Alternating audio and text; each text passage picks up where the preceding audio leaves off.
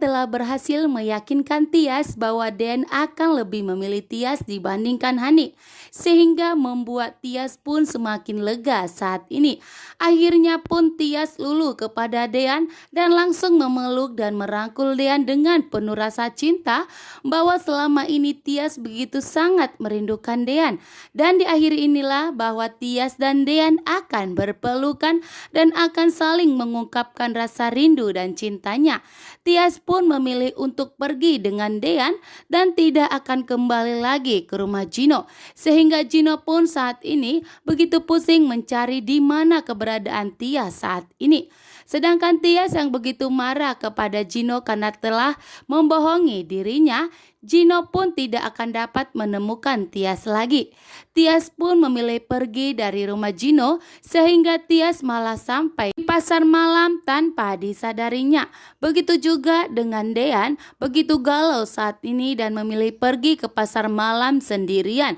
Ternyata pun Dean dan Tias malah bertemu di baling-baling lala yang ternyata ada di tempat yang sama. Dan disinilah terlukanya Dean sehingga Tias begitu perhatian. Tias pun langsung memeluk Dean karena saat ini Dean dan Tias begitu saling merindukan. Semakin Tias melupakan Dean, disitulah cinta Tias semakin kuat kepada Dean. Sehingga Tias dan Dean pun jujur bahwa mereka tidak bisa saling melupakan, bahkan untuk berpisah.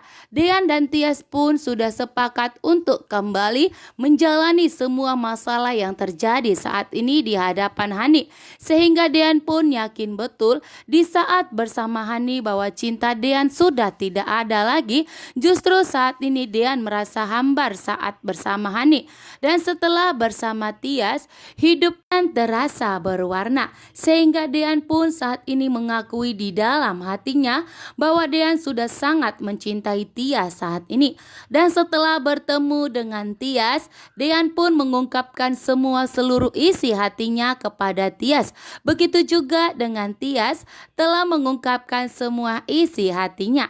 Sehingga Dean pun dan Tias akhirnya berpelukan di baling-baling lala tersebut dan saling mengungkapkan rasa rindunya bahwa selama ini begitu sangat merindukan karena berusaha untuk saling melupakan. Terima kasih.